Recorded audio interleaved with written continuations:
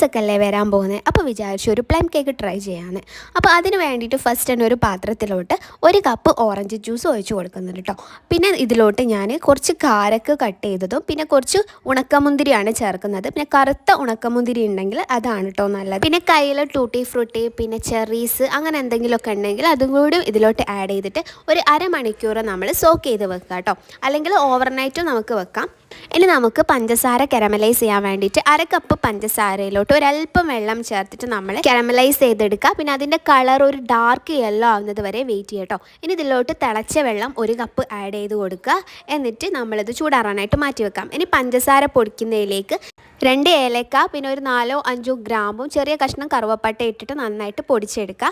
ഇനി നമ്മൾ ഒരു പാത്രത്തിലോട്ട് 3 എഗ്ഗ് പൊട്ടിച്ച് വെച്ച് കൊടുക്കുക. അതിലോട്ട് ഒരു 1/2 ടീസ്പൂൺ വെനില എസൻസും ചേർത്ത് നന്നായിട്ടൊന്ന് ബീറ്റ് ചെയ്തെടുക്കുക കേട്ടോ. ഇനി ഇതിലോട്ട് ഒരു 1/4 കപ്പ് പൊടിച്ച പഞ്ചസാര കുറച്ചായിട്ട് ചേർത്ത് കൊടുക്കുക. എന്നിട്ട് നന്നായിട്ട് നമ്മൾ ബീറ്റ് ചെയ്തെടുക്കുക കേട്ടോ. പിന്നെ ഇതിലോട്ട് ഞാനൊരു 1/4 കപ്പ് ഓയിൽ ആഡ് ചെയ്ത് കൊടുക്കുന്നുണ്ട്. എന്നിട്ട് ജസ്റ്റ് ഒന്ന് ബീറ്റ് ചെയ്തെടുക്കുക. പിന്നെ ഇതിലോട്ട് ഞാൻ 1.5 കപ്പ് മൈദപ്പൊടിയാണ് ചേർക്കുന്നത്. അതിലോട്ട് 1 ടീസ്പൂണ് ബേക്കിംഗ് പൗഡറും 1/4 ടീസ്പൂണ് ബേക്കിംഗ് സോഡയും ചേർത്തിട്ടുണ്ട്. എന്നിട്ട് അരിച്ചിട്ട് ഇതിലോട്ട് ചേർത്തിട്ട് നന്നായിട്ട് മിക്സ് ചെയ്തെടുക്കുക. പിന്നെ ഇതിലോട്ട് നമ്മൾ കാരമലൈസ് ചെയ്തിട്ടുള്ള ആ ഒരു വാട്ടറിലെ അത് ചേർക്കുക കേട്ടോ. നന്നായിട്ട് ചൂടാറിയതിന് ശേഷം മാത്രം ചേർക്കുക. എന്നിട്ട് ഇതെല്ലാം കൂടി നന്നായിട്ട് മിക്സ് ചെയ്തെടുക്കുക കേട്ടോ. ഇനി ഇതിലോട്ട് ഓറഞ്ച് ജ്യൂസിൽ കുതിർത്ത് വെച്ചിട്ടുള്ള കാരക്കയും റൈസിൻസും ചേർക്കുക. പിന്നെ കുറച്ച് കാഷ്യൂ നട്ട്സ് ചേർക്കുന്നുണ്ട്. പിന്നെ നിങ്ങളുടെ കയ്യിൽ വേറെ എന്തെങ്കിലും നട്ട്സ് ഉണ്ടെങ്കിൽ അതും കൂടിയും ചേർക്കാവുന്നതാണ്.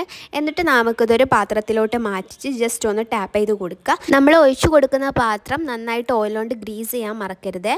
ഇനി പ്രീഹീറ്റ് ചെയ്ത് വെച്ചിട്ടുള്ള കുക്കറിലോട്ട് നമ്മൾ ഇറക്കി വെക്കുക. എന്നിട്ട് മുകളിൽ കുറച്ചൊരു കാഷ്യൂ നട്ട്സ് കൂടിയും ചേർക്കുന്നുണ്ട്. അപ്പം ഒരു 3/4 മണിക്കൂറൊക്കെ നമ്മൾ എന്തായാലും വേവിക്കണം കേട്ടോ. അപ്പോൾ നന്നായിട്ട് വന്നിട്ടുണ്ട് കേട്ടോ. അപ്പോൾ അടിപൊളിയായിട്ടുള്ള പ്ലം കേക്കാണ്. അപ്പോൾ എന്തായാലും ട്രൈ ചെയ്ത് നോക്കുക. ഇഷ്ടമായിട്ടുണ്ടെങ്കിൽ ലൈക്ക് ചെയ്യുക, കമൻറ്റ് ചെയ്യുക. പിന്നെ നിങ്ങളെ ഫ്രണ്ട്സിനും ഫാമിലിക്കൊക്കെ ഷെയർ ചെയ്ത് കൊടുക്കുക കേട്ടോ. പിന്നെ എല്ലാവർക്കും ഒരിക്കൽ കൂടി താങ്ക് യു സോ മച്ച്.